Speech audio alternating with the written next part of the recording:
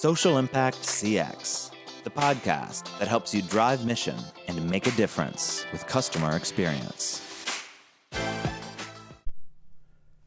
Hello, everyone, and thank you for joining me for the Social Impact CX podcast. I'm John Corrigan, and I'll be your guide to how you can drive mission and achieve social impact with customer experience work. This is episode 28 of Social Impact CX, and again, thank you, as always, for listening. This episode of Social Impact CX is an extra scoop on social business, following episode 27 and after I had a chance to see Jerry Greenfield speak last week. Of course, Jerry is the Jerry of Ben & Jerry's Ice Cream. I'm going to go ahead and call this episode an extra scoop with the ice cream theme, if you will, and continuing on with the ice cream theme. I always have a moment of gratitude as I begin my podcast episodes. So for this episode, my moment of gratitude is to Ben Cohen and Jerry Greenfield of Ben & Jerry's Ice Cream. And I'd like to go ahead and add executive leadership at Unilever as well. And if you don't know the Ben & Jerry's story, you might be wondering why I'd add a global behemoth like Unilever to my moment of gratitude, talking about social businesses. But stay with me and I'll explain. So last week I had a chance to hear Jerry Greenfield speak, and I even got a chance to meet Jerry afterwards and get my picture taken with him.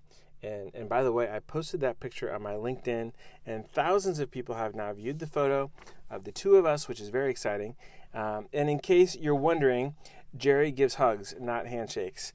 So when I heard him talk last week, Jerry shared his story about the history of Ben & Jerry's and the early days and onward with his co-founder and business partner, Ben Cohen. But before I share some highlights and takeaways from his talk, I have to confess to a somewhat embarrassing incident. Embarrassing to me, that is, and actually it was very embarrassing.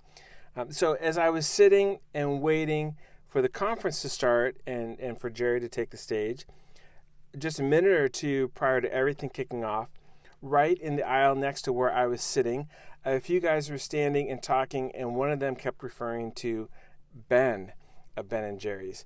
And after multiple references to Ben, one of the other guys standing there finally corrected his colleague and said, we're seeing Jerry today, not Ben. And then a third guy in the group added on to the commentary, though, and then said, I think Ben is dead. So now as a social entrepreneur myself and someone who has researched and followed the Ben & Jerry's story, I'd like to say that of course, I knew that we were seeing Jerry, not Ben, speak that day. And then B, I didn't think Ben Cohen, Jerry's business partner and longtime friend and colleague, was dead. I was pretty sure that Ben was alive and well and probably living somewhere in Vermont. So while I was glad that the one guy had been corrected, that it was Jerry who we'd be hearing talk in a few minutes, not Ben, I was really disturbed about hearing that this other guy thought Ben was dead, and I immediately pulled out my phone and started Googling Ben Cohen wiki to make sure that Ben Cohen was still alive, which, of course, I was able to confirm, yes, he is still very much alive. So the conference begins. They sit down, and conference begins, and there's a couple of dignitaries that take the stage at first, and then Jerry Greenfield is introduced and comes up to the podium, which is very exciting. However, this is where the embarrassing part for me comes in. I took a picture of Jerry Greenfield up on the stage and then tweeted that picture with an accompanying message that went something like, Ben of Ben & Jerry's takes the stage to talk about social business. And I had no idea or any awareness of my mistake until moments later, I got a tweet from a gentleman by the name of Jay Curley. I do not know Jay Curley, but Jay happens to be the global head of integrated marketing at Ben & Jerry's. And he sends me a tweet which reads very succinctly, "That's Jerry." And not only do I realize to my horror my mistake, but I'm also now looking at my tweet, my incorrect tweet, which has not only Jerry talking, but he's talking while standing in front of a screen that has his name clearly spelled out in big letters, Jerry Greenfield. Really smooth move. And so it seems that conversation in the aisle just before the session started with the guy standing next to me, it stuck in my brain. I can't believe that I did that. All I can say is, thank goodness it's really easy to take down a tweet.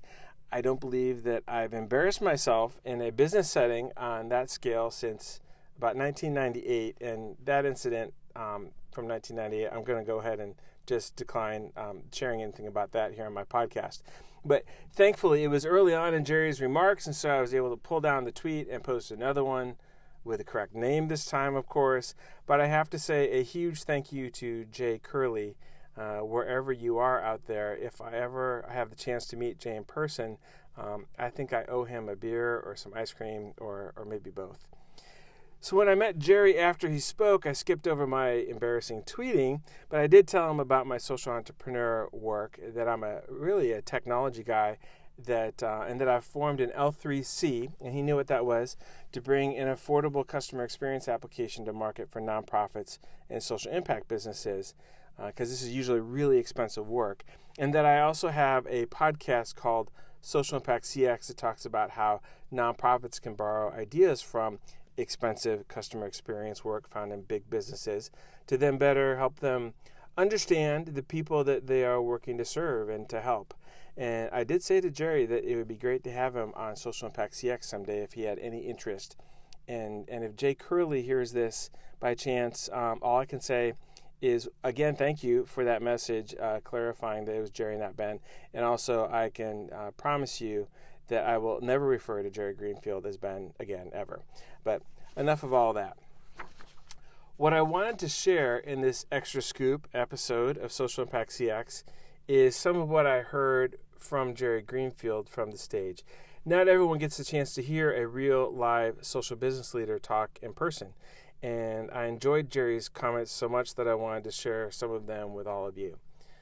Both Jerry and Ben had a very clear vision from early days that they wanted to make a difference, to do well, and to do good. And so for all of you social entrepreneurs out there, stay the course. Your vision is really important. It certainly was to both Jerry and to Ben. And Jerry talked about what I think we now refer to as a double bottom line, being a for-profit business that makes money and is successful. It's a successful going concern, but that also is clearly dedicated to giving back and helping people or helping the environment or whatever it is that's important to you and is important to the greater good. They were way out ahead of everyone else with this approach to business.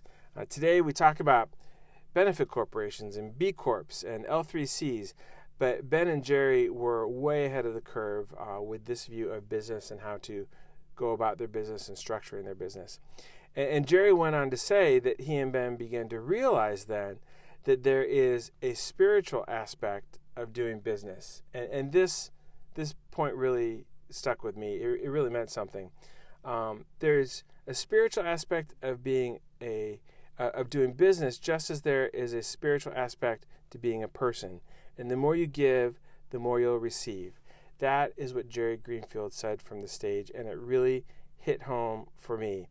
It was also really interesting, and I did take note that the team organizing the conference that Jerry was speaking at, they had utilized a local church as a meeting space to hold a larger audience to hear Jerry's keynote speaking that day. It was just really a special moment, at least for me. After a 20-year career in technology and 5 years in the world of really large nonprofit work, all I can say is that I've not heard many leaders, and maybe never heard a leader the stature of a Jerry Greenfield, talk about the spiritual aspect of business, and with a very clear understanding and real belief that from what you give, you receive. It was just really cool. And when it comes to understanding the power of a social business model, Jerry also talked about the importance of voice.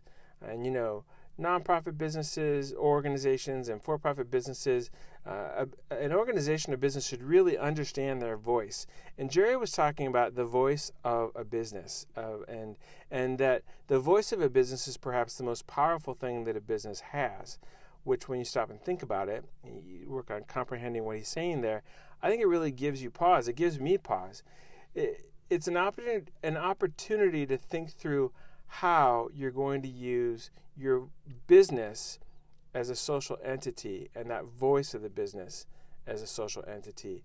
And here at Social Impact CX, we've certainly talked about voice of customer and voice of the served, but how your customers or beneficiaries or clients or members or whomever it is that you're trying to help or serve, how they hear your voice as a business is also really important. And there's a real opportunity to be very purposeful with that voice, as Ben & Jerry's has demonstrated.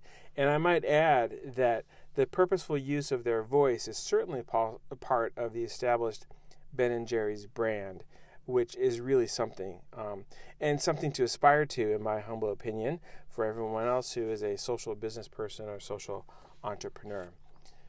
Another really interesting thing to hear about from Jerry was about their first public offering. They took a very unique path. Ben & Jerry took a very unique path on many things, but they took a very unique path to raise capital for their business.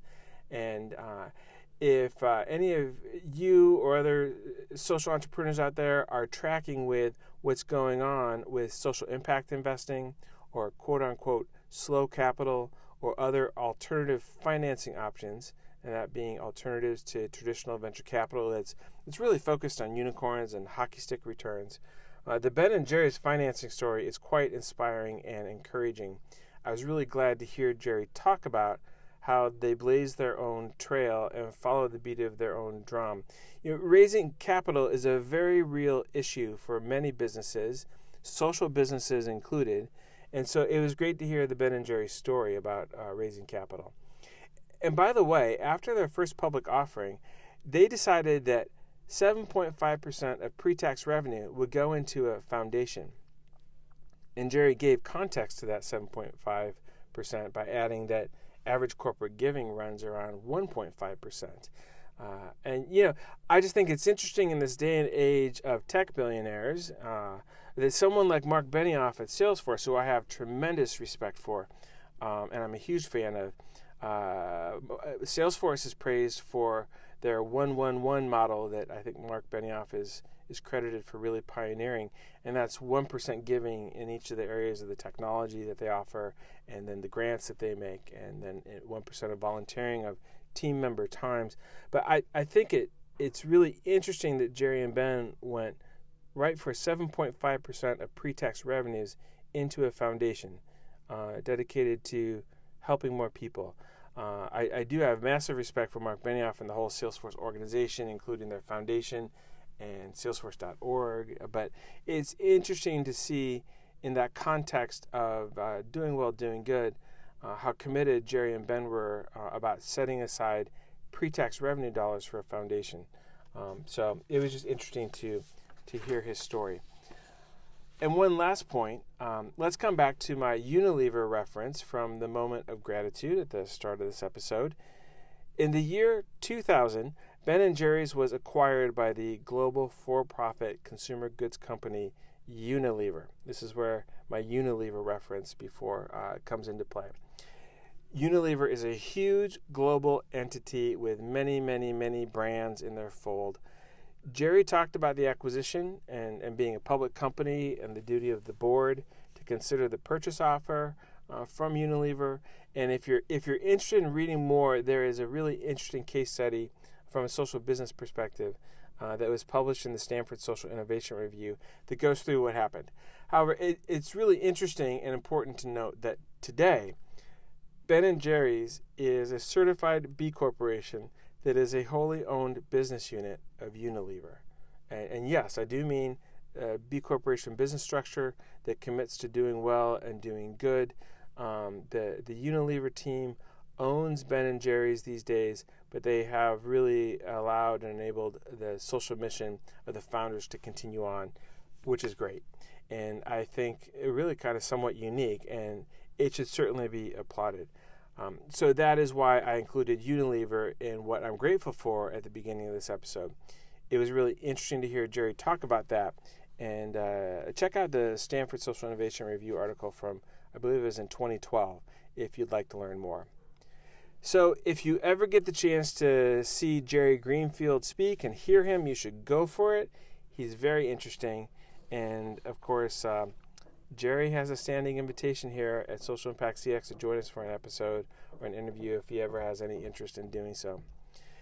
So this has been Social Impact CX podcast episode 28, which has been a few more thoughts about social business with Ben & Jerry's as a great example from the insights of the one and only Jerry Greenfield. What's your favorite flavor of Ben & Jerry's? If you tuned in for episode 27 about social businesses, you already know that I'm a Cherry Garcia fan. And I was very excited to see some Cherry Garcia amongst other flavors out in the lobby after Jerry spoke. Yes, folks, he's known to bring ice cream with him. Ben & Jerry's is a great social business brand to support, even as part of the Unilever family. And I hope you're enjoying some Ben & Jerry's as you listen in here at Social Impact CX. This podcast is also intended to be an interactive forum, a place to stir conversation, answer questions, provide some context and definitions, and a better understanding of customer experience and social impact work, especially as related to social business ideas. You can ask a question or make a comment here at Social Impact CX a couple different ways. First, you can send an email to comment@socialimpactcx.com. That's comment@socialimpactcx.com. You can also find us on Twitter and post a question there. Our Twitter handle is, of course, SocialImpactCX. And please follow us on Twitter to stay up to date with new podcasts and other related content. You can also find me on Twitter. My handle is John F. Corrigan. Or if you're listening to this podcast via YouTube or SoundCloud, feel free to post a question or comment there if there's an opportunity to do so. We'll do our best to catch up. We've also expanded where you're able to find Social Impact CX these days. We're on Spotify and several other places, and so hopefully we are easy to find wherever it is that you listen to your podcasts. This is John Corrigan reminding you that, especially in social impact work, it's important to understand that your mission is really all about someone else's journey. And the more you know about someone's journey, the more you can help. Thanks for listening to Social Impact CX.